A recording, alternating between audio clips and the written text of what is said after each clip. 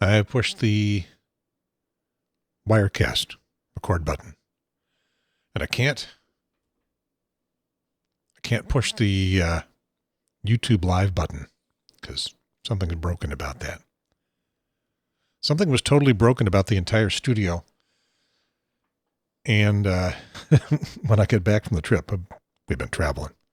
When I got back from the trip, I was trying to make things work better, and I broke everything entirely. So now I've been scrambling to get things put back together and to see if we could do a show. So might as well do a show. From the studio in the bonus room above the garage on the north side of Cary, just upslope on Mount Belzoni overlooking the beautiful Cary Valley, this is the Triangle Talk Show. Oh, wait. Yes, this is the Triangle Talk Show. There's the talk show logo. I'm Gary Pierce, world traveler. And this is, this is episode 7. See, I forgot how to do all this. This is episode 72. It's actually a medical episode. It's not a travel cast. CancerCast, number 1. In the hopes that there'll be a number 2 or more beyond number 1. Details in a moment. But first, yeah, Cindy and I were traveling in November. You haven't had a podcast in a while, since early November. Wasn't able to squeeze one out at the end of November. The CancerCast is wild. I'll explain in a moment. We took a river cruise, our second river cruise. This one was down the Danube from Budapest, Hungary, to, on the river. The final stop was a little town called Vilshofen in Germany. We didn't stay there very long. We got on a bus and took us up to Prague in the Czech Republic. So we spent a couple days in Budapest and then got on the river and then saw a bunch of cities. The biggest one, intermediate city, was Venice. Venice? No. The Danube doesn't go through Italy. It was, Vienna, Austria. Most of the trip was through Austria. And then up to Prague for a couple of days. And I think we'll probably do a show that will do the travelogue thing. But just a little bit. This is, for those of you that are looking, this is the Parliament in Budapest, Hungary. And by the way, Budapest is the proper pronunciation, the local pronunciation. You'll hear some folks say Budapest, some folks say Budapest. They prefer Budapest. And this is the Parliament building there. A lot of gorgeous buildings. The whole trip, in my mind now, was lots of old European architecture, lots of old buildings in all the towns we went to, some castles and some palaces, and a lot of tour guides telling me things that were fascinating at the time, and mostly I don't remember. But there are some interesting things, a couple quick and interesting things. Okay, one. This is designed to make me feel rich. This is some Hungarian money that I brought back. These are Hungarian florent, 500 florent bills that I brought back. And you might be thinking, well, Gary, isn't that like a major financial commitment just to bring back to have some tourist memorabilia to show? The largest denomination florent that I exchanged a little bit of money for was a 5,000 florent note. 5,000. Here's why I didn't bring one of those back. I should have. because it was impressive. Makes you feel rich. Here's the current exchange rate for this 500 florin note, $1.69 in US dollar. $1.69. And I've got a 50 florin piece here, coin. So that would be about 17 cents. So you were spending this kind of money like it was going out of style. Go to buy something. That'll be 9,000 florin, please. So more on that if we ever get around to doing the travelogue. Okay, I'll show you one more picture if I get control of the system. Oh yeah, this is a cool little thing. At the Parliament building for blind people, they had a model of the Parliament building, giant Parliament building, in relief, and people who are blind could reach out and touch it. It's just on a pedestal, and feel the whole thing, feel what it felt like, and get a sense of the majesty and the enormity of these buildings. And there were a lot of really enormous buildings. So I haven't done a podcast in a while. I was watching some YouTube stuff, and YouTube brought up stuff that it thinks you might want to see. If you've watched very much YouTube, it's different for everybody. But it tossed me some things that I thought I might be interested in, and one of them was podcasting for beginners. Okay, YouTube, thanks a lot. Podcasting for beginners. So I watched a little bit of it, and it didn't teach me anything that I didn't know, but it reiterated some things that I've been told kind of over and over again, that if you want a successful podcast, you have to carve out a very narrow niche, very tiny, focused thing that the audience can grab onto. And the guy who was telling me this, telling his YouTube audience this, said that if you don't do that, then what you're relying on to gather an audience is your personality. And I thought that's what I was doing, which is perhaps why I don't have any particular audience for the Triangle Talk Show. The other things you need to do, of course, are let everybody know that it's there. Find a way to let people know, typically social media. I don't do that very well either. So it's either, the pretty rotten personality that you're not going to enjoy because the program is not focused. We'll do some politics and stuff, but generally the program is not highly focused. We'll see. I think I'm going to keep things just the way they are and just hope that someday it really catches on. And then I get all that great ego-satisfying feedback that says, yes, you are an important, interesting person to the vast audience. We'll see. There are so many podcasts out there, so many really good ones. I don't expect this to be anything any more than just my own ego satisfaction. And we'll see. CancerCast. That's what this was, right? Yes. CancerCast number 1.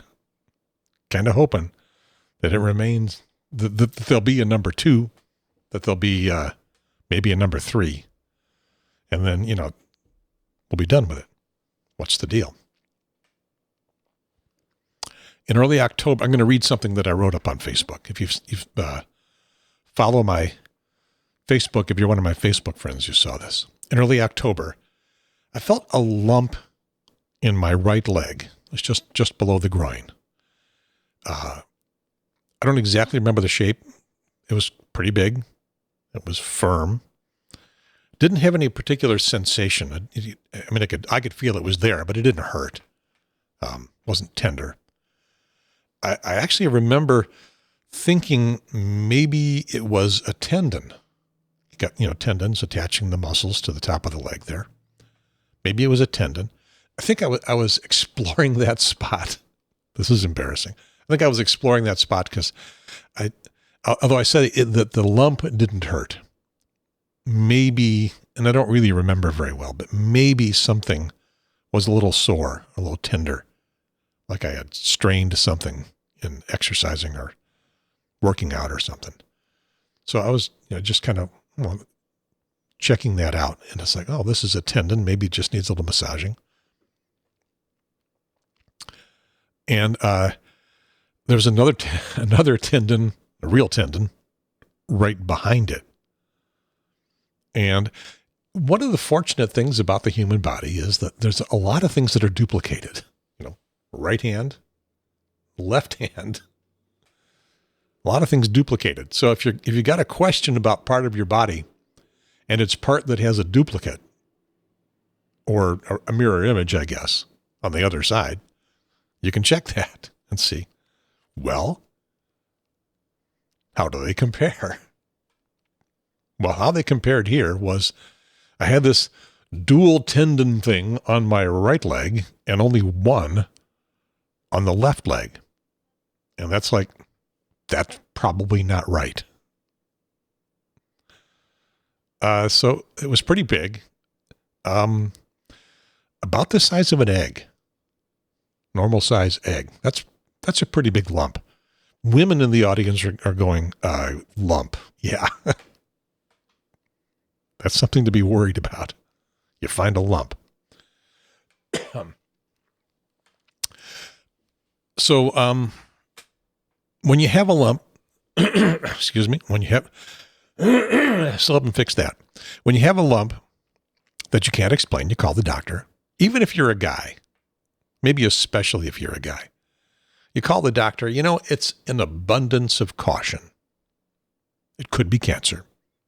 It could be a lot of things I had no idea about. I wasn't worried, but you call the doctor. The first appointment that was available, I wanted to get in quick, was with the physician's assistant. And I've seen her before. And she's good. She said, probably a swollen lymph node. Didn't know why it was swollen. They have a list of questions that they'll go through about your recent health that might explain why a lymph node had gotten swollen. I don't remember what the questions were, but they didn't help. So she said, well, we're going to book you for an ultrasound, and that'll be the first look. The ultrasound didn't reveal very much. It showed what the size was. This is right at the surface of the skin. It was, bulging out a little bit. You could see it, but you couldn't tell exactly what the size was. So the ultrasound got that. Okay, next stop. Next stop, a surgeon. I think you could hear that. My phone is dinging at me. I forgot to silence it. The next stop is a surgeon. We need to find out what this is. And she explained that a needle biopsy wouldn't provide enough of a sample. When you've got something that you're suspecting could be cancer, you take a biopsy, take a sample, they send it to a lab. Lab looks at it, technician looks at it through a microscope. Maybe they react it with some chemicals. They find out what this is made of and see if it's cancer cells. And a little needle, you could stick a needle in some things and just extract a little bit, and that will tell you. For the lymph node, the surgeon said they need more. They'll need to take out a pretty big size hunk. Maybe they'll take out the whole thing. And it turns out that she took out the whole thing. And this is after we got back from the trip, after we got back from the Danube. Beginning of last week, I guess. So she sent it off to the lab. She couldn't tell anything about it from just looking at it. It was, kind of a spongy lump. She removed, as she described it, lymph nodes are kind of like grapes, and in the size of grapes, if they're not all blown up like this one was, on a vine, kind of clustered together. So this was one, maybe two or three that actually, all blown up, and she took out that, sent it off to the lab. Couldn't really tell anything else at that point. The surgery, I'll describe it as mechanical. Well, the next day she called because the lab results that she got back meant that she had to schedule an appointment with an oncologist, a cancer specialist. And this is all part of Rex Hospital. If you're out of town, Rex is one of the big hospitals in town. It's now these days it's part of the UNC, University of North Carolina hospital system that got bought out. So in town we got UNC and Rex as one big hospital conglomerate. We got Duke, which is the other hospital, big hospital conglomerate, and Wake Med, which is the third. Those three. So this was part of Rex. So she was going to have to schedule me an appointment to see an oncologist over at Rex. And she didn't want me to find out that I had cancer. It's B-cell lymphoma, for the details. She didn't want me to find that out when someone in the scheduling office over at Rex called and said, "We need to confirm your appointment with our oncology department." So she gave me a phone call. And that's when I went from a person who didn't have cancer, a person who never expected to have cancer, a person who was certainly aware that cancer existed and that many other people had it, but not me, to a person who has cancer. At that point, not a lot of detail. At this point, where I stand right now, not a lot of detail. No specific information about how bad it is, how aggressive it is. The surgeon wasn't a cancer specialist. That's what my appointment was for. She suggested that the treatment would just be chemotherapy, chemicals, that a cure was possible, that it was even likely, and don't worry about it. I wasn't worrying about it. Wasn't worrying about it before. Didn't start worrying about it then. So yesterday, as things stand right now, yesterday I met with an oncologist in what I will describe as the UNC Rex Cancer Industrial Complex. It's a big place. Now, I have had an encounter with big cancer before at Duke. I had an unrelated x-ray, unrelated to this and unrelated to any cancer thing. Something else was getting checked out. But the x-ray flagged a little spot in one lung, tiny spot, head of a pin size. Better check it out. So off to Duke. It felt odd going to their oncology department because I didn't have cancer. We did another test there, a CT scan maybe. I don't think it was an MRI. I think it was a CT scan. I don't remember. But yeah, there's a spot. And unfortunately, no previous x-rays from a year or three back available to compare this to. I had some x-rays of that area before, years before, a decade or more, but they don't keep them that long. So the doc offered two options. Crack open your ribs, open up the lung, and take out that little spot to see what it was. A full, as he described it, a full lung cancer operation. Long recovery. Or just wait. See if it grows. It's pretty tiny. Don't see anything else. Let's see what happens. I opted for wait. The doctor was happy with that decision. Went back to Duke Cancer Center twice a year for a few years, then once a year. And after about 6 years, when the spot had failed to grow at all, they said, enough. Bye. You don't have cancer. Goodbye. Thanks for coming. Thanks for playing the game. No lovely parting gifts. Other than you don't have cancer, which is fine. I like that as a parting gift. So today, I was back at Big Cancer, this time at UNC Rex, and now I know I've got cancer, and it's Just a question, how bad is it? And I didn't find out yesterday, and I still don't know today. Not all of it. Because the lab tests on that lymph node that they took out, they're not complete yet. I'll get some more information next week. And they got some more tests to run. They're going to do a PET scan. They're going to do an EKG. That may be it for the tests. I'm not sure. So what I did learn is that I have diffuse large B-cell lymphoma. And if I had a big audience, many of you people would be familiar with these things because you know people that have these things. Cancer is common. Not super common. Excuse me. Not, not like 1 out of 3 people have it, but a lot of people do, and a lot of people know a lot about it. I know only a few people that have had cancer. I only know a few even moderately well. And one of them was my dad. My dad had thyroid cancer. And although thyroid cancer is typically not fatal, typically not even all that bad, curable thing, it killed him in about 6 months.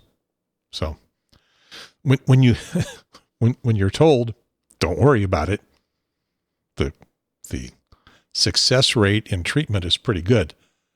It's pretty good. Now we'll see. Diffuse large B-cell lymphoma. And I need to spend a little more time with Dr. Google to learn about what that is. We don't know at this point if it's the lazy type or the aggressive type. And there are 2 tracks that this follows. It's something that can just grow very slowly, or it can be something that is growing very quickly. So we're waiting for the results from the lab test. And they're going to take a good look around with a PET scan. And we'll do that next week to see that if it's affected any more lymph nodes around the body. And that will yield some more clues. And further analysis of the lymph node they took out, the PET scan. If all of that says it seems to be non-aggressive. I mean, some of the Google stuff I looked at, they call it indolent, aggressive and indolent. Then they actually have to do one more test. They have to take a sample of bone marrow. A test on bone marrow can find aggressive lymphoma that doesn't really have other symptoms yet. They get the bone marrow from the big pelvis bone. Where I guess easier to get in there and find the marrow and pull that out. So they'll do that. If it's otherwise good news, not very aggressive, but we pull out some bone marrow. Not a real fun procedure, but not a terrible one either. Now the doctor yesterday, her guess for now, it's just a guess, is that this is going to be the slow growth, the indolent, the not aggressive version. It's only obvious in the one spot, the lymph node that they took out. And that operation was not an attempt at curing the cancer. It wasn't an attempt at removing the cancer from the body, because the lymphatic system, it's got throughout your body. And if it's in one place, it could very well be in other places. It just hasn't grown so much. So it's not something they can remove. It'd be like trying to remove your skeleton. It's a little bit too necessary everywhere and a little bit too ubiquitous within the body. Okay, so it's only obvious in that one spot. I don't have any other symptoms. There could be other symptoms that indicate that you have a cancer, lymphoma, cancer of the lymphatic system that is aggressive and growing. Will show other symptoms. So I don't have any. So that sounds great. Except, according to Dr. Google, and they warned me not to cozy up to Dr. Google. Dr. Google doesn't really know everything. Gets a few things wrong, at least from the opinion of the medical profession. But they know you're going to go to Dr. Google anyway. According to Dr. Google, the aggressive version can be cured. The slow version can only be successfully treated, but for years. A chronic condition rather than a cure. I'm not being offered a choice here. It doesn't matter. It is what it is. And I reserve the right to be corrected because I probably will be. I'm going to learn a lot more about this. Just wanted to get this little CancerCast out here. The treatment for each version is a little different. They're both chemotherapy, and the term for getting the chemotherapy is called infusion. There's different cocktails of drugs and different durations. The whole course could be as short as a couple of months, 3 months. If it's the non-aggressive type and I respond well, it could be up to a year. The infusion itself happens once every 3 weeks, and it consists of sitting in a chair for 4 to 6 hours while the drugs enter through a little portal they're going to install in my chest early tomorrow morning, which will make me kind of bionic. Okay, well, it's not an active device. There's no chips in it or anything. No motors. I guess I won't be bionic. Some of the stuff that you have heard about for years about cancer treatments, yeah, it's going to happen. Hair will fall out. I'm looking at the top of my head where the hair is pretty much already fallen out. I guess I'm going to see what I'm like as a chrome dome. I've already told Cindy she does not have to shave her head in sympathy. She said, good, because she's not going to. Let's see, so hair is going to fall out. I'm going to feel sick, nausea, fatigue, not sure what else. They say that they have gotten way better in managing the sick part. The week after the infusion, they say, won't be too bad, in theory. The second week after infusion, because remember, it's once every 3 weeks. So infusion, first week, not too bad. Second week, that's the bad week. Everybody's different, of course. Generally, they say not lying in bed all day sick. And if you've had cancer, if you've had the treatments, or if you have been intimately associated with somebody who has, this way, way, way better than I do. On the other side, I'll be an expert. On this side, I'm just learning from Dr. Google and real doctors. So we'll see. Not lying in bed all day sick, but, the third week, some rebound and back to feeling pretty good for the next infusion day. I should be able to drive myself to and from the infusion appointments, feeling good enough for that. I can have somebody sit with me during that time. Cindy will some. She won't be able to do it every day. I've got other friends that are volunteering to do anything you need, Gary, anything you need. Friends are great. Anything you need. I might ask some folks to just come spend some time with me.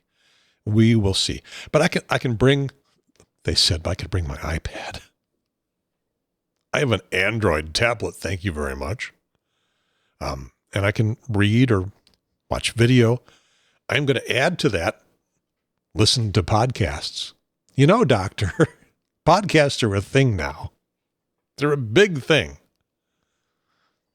They need to get added to your litany of 2 items. Read, watch a video. You could listen to some podcasts. They're a real thing today. Listen to this one over and over again. Or sleep. You can even sleep. What it is striking to me like is a cross-country flight in first class, because it'll be a comfortable chair. A lot of leg room, but no meal service. All right, well, that's what I know about from the first visit. I understand that I'm going to get a tour, lots more information, lots more education. The chemo itself could start probably the week between Christmas and New Year. We'll see. Prognosis. Well, nothing specific for me yet, of course. Dr. Google says 70% of people who start the process make it 5 years. 65% make it to 10 years. I'm 70.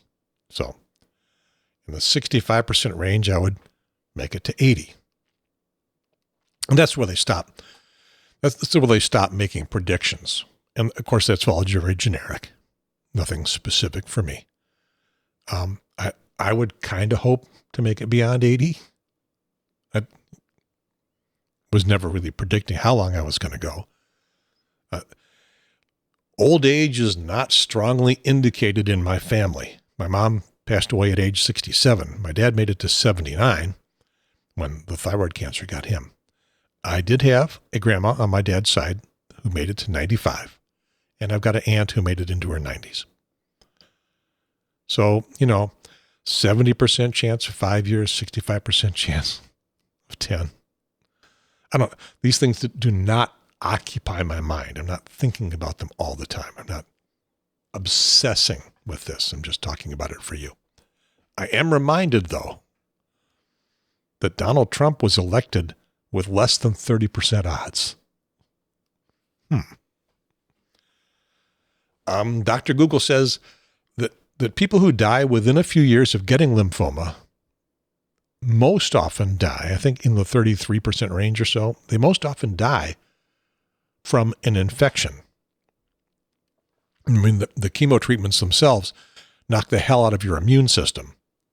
And while the lymphoma itself is attacking the lymphatic system's job is to transport infection-fighting white blood cells and then clean things up. It's sort of the garbage. It's the first responder and then the garbage collector inside your body for a lot of your systems. So you get an infection from an external source, and your ability to fight it is very compromised. And so that will end up killing people. So, wait a minute. The lymphatic system transports white blood cells. I would have thought that the blood system transported white blood cells because, they're not called white lymph cells. Apparently I've been wrong about that. So 33% or so of the people who die fairly early from this, beyond your 5 to 10 year lifespan, what takes them would be organ failure. Because again, the lymphatic system's not doing its job of cleaning things up. I'm sure there's way more about that. I make this sound simple because it's all I know. I'm sure it's far more complicated.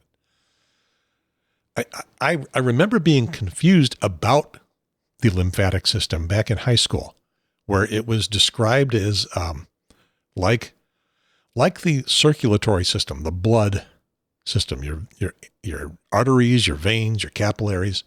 It's like that, but for the lymph fluid. But the circulatory system has the heart to keep things moving. There's no lymph heart. Dr. Google, explain.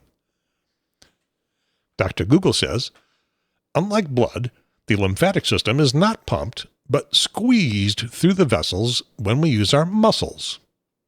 That is from Medical News Today. What does the lymphatic system do? So use your muscles. Keep that lymph stuff moving around. Well, I used mine for 45 minutes a day on an elliptical, and I still got lymphoma. So, I don't know. Okay. How am I doing? Fine.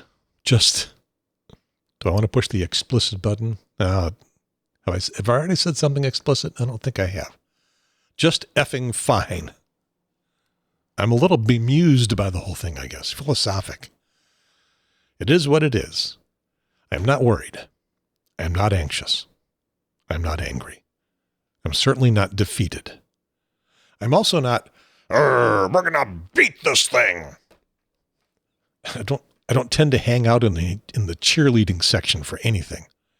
My attitude is positive in that it looks like they have, now I got to push the explicit button because I'm going to make a movie reference and I got to say the real word.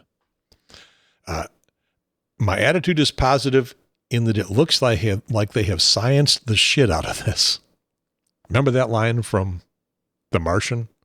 Wasn't that a great line? I'm going to have to science the shit out of this. And it's working-ish. I think I'm part Vulcan, or as we discussed with some friends last night, I'm half German. On my mom's side, it's all German. We're going to put the flag out front with the swastika on it because we're going to honor our heritage. That's a Confederate flag reference for those of you that missed that in a previous program. So half German and half Vulcan. Must be from my dad's side. My emotions rarely take wild swings, and they haven't taken any swings so far with this. So I am Spock. Now, ask me again on one of those bad days from the chemo. Might get a different answer. So, as far as I know, I'm not scared of dying, and I don't really care. Okay, I was wondering if anybody would notice that when I put it in my Facebook thing. I got a lot of responses. I don't think I've seen that. That is another cultural reference. It's from a song. It's from Blood, Sweat, and Tears, and When I Die. I'm not scared of dying, and I don't really care. I do really care. Don't misunderstand my just, snarky reference to culture here. I'm not scared of dying. I am 70. 70 is the new 55. 60 is the new 50. 70 is not the new 60. 70 is the new 55, as far as I can tell. This cancer thing has focused my attention some, but, good old selfless me, if I think about it at all, I think about how it's going to make other people who are close to me sad. Really, that's what I think. Me going away, I have contributed some in my life. What I have contributed will pretty much be irrelevant not very many years after I'm gone, except to a very few people. And, I don't sit here thinking, what is life all about? What is it for? What is my purpose? My purpose is to be here, to do as best I can, and then going to be gone. I don't believe in any gods or heavens or hells. I have no idea what's on the other side of death, if anything at all. I am mildly curious about that, but I expect that curiosity will never be satisfied. We'll see. One of those bemused things that I feel is that when people ask that rhetorical, oh, how are you? How are you? You meet somebody, somebody you know, somebody you don't know, doesn't matter. Meet somebody, say, well, how are you? Everybody says that. The guy at the reception desk at Rex Cancer Center asked, how are you? And I replied, well, I'm here, so I think you got it. So that witty response notwithstanding, I'm really never good with answering that question. I rarely ask it first, and I often forget and you, how are you? I forget that part. I kind of taught myself to just, say, oh, good, fine. Everything's good. I'm okay. If I'm feeling the need to be a little bit more honest about it, I'll say something like, I'm vertical. I'm on 2 feet. People look at me funny, scratch their heads. Okay, the real answer most of the time, now, before and now, I'm pretty good. No big complaints. Life is pretty good. How are you doing? That's my question. How are you doing? Even though normally I don't ask that. How are you doing? So Cindy, my lovely wife, Cindy, she has grabbed this bullshit with both hands. She is my advocate, my primary support system, and of course, the love of my life and my very best friend. At some point, she may be my rock, some of those bad days. She absolutely didn't need this. She's got a demanding job, lots of travel, helping her folks who are in their 80s to 90, semi-long distance, a lot of train rides to Charlotte. They're hitting some rough spots at their point in their life. And, their daughter's helping. So she didn't need this too, but she's got it and she's taking it. You want to know what love is? Get cancer. Find out. The friends who know, and more of them now, I've made this fairly public, they have been great. They all want to know more. I want to know more. They want to know more. I get well wishes, positive feedback, offers to help with anything. And I will take you up on that when Cindy can't be there. And I will let you know more when I know more. Or maybe when I just feel more. And we'll see. And remember, CancerCast number 1. Kind of hoping that we'll have a couple more of these. I'm not really intending to make it like a network in-depth documentary on having cancer. I mean, because that's been done. There have been a lot of people who have had a lot of diseases and, famous people that take you through it and you live vicariously through their experience. And that has been done. And I'm doing that a little because I'll talk about it some, but I'm not planning on going in depth with it all. I thought, should I try to get somebody from the team, the medical team, maybe just approach Rex from the PR department? And I'm thinking, nah, I'm not that big a deal. If the Triangle Talk Show lived up to its name, its auspicious name of being a real program for the whole area, and had that audience, maybe I would feel empowered to go ask somebody to come on and talk about it. But I don't feel that. I don't feel like it's that big a deal. So I will just describe what my experience has been now and then. And when I can, and I expect most of the time I'll be able to, just do other shows as if they're just other shows. And I expect some people will now look at me as if I've grown a third eye because, hey, boy, you got cancer. Is there something weird about you? It really does. It has affected other people that I've talked to more potently than I think it does to me. I'm looking at some of the responses to that post on Facebook, and there's thumbs up, there's hearts, and then there's the little sad icon face with the tear coming out, and it's that one, the sad face, the tear face. That one I don't feel. I'm not happy with it. I would rather not have it. I would rather have reached the end of my life not having known what it's like to have cancer. Would have liked to have been the person who knows other people have cancer, but I never did. Well, now I know. Now I know I'm going to know. And there's a limited possibility that I'll be one of those unlucky people that it takes out early. I hope not.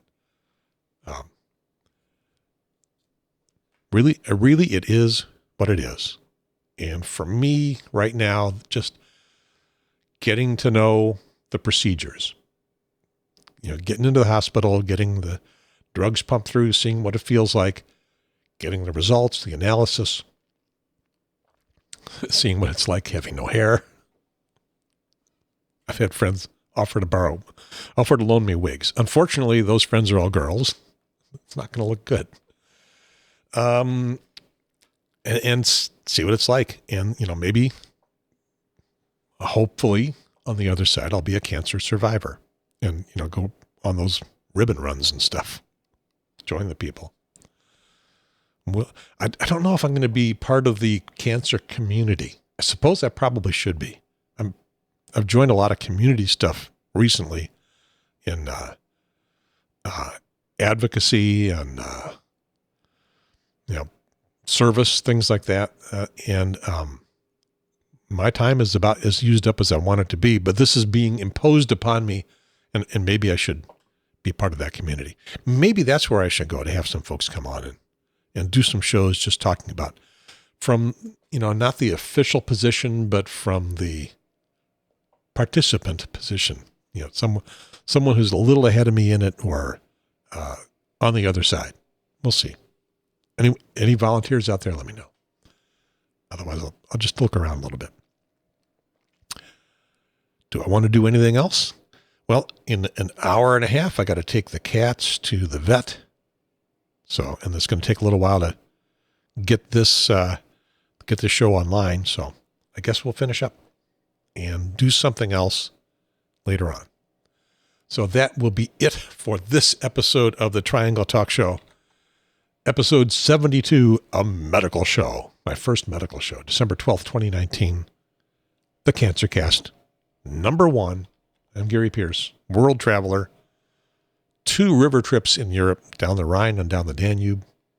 And been to Hawaii a bunch, both sides. Haven't been to Asia officially. Hawaii is like halfway there. Haven't been to Asia. Don't know if I ever get there. But been interesting seeing more of the world. Never thought of myself as a world traveler person either, but Cindy's grabbing me by the hand, and away we go. We're going to go see the world. So we'll do that. Over and out.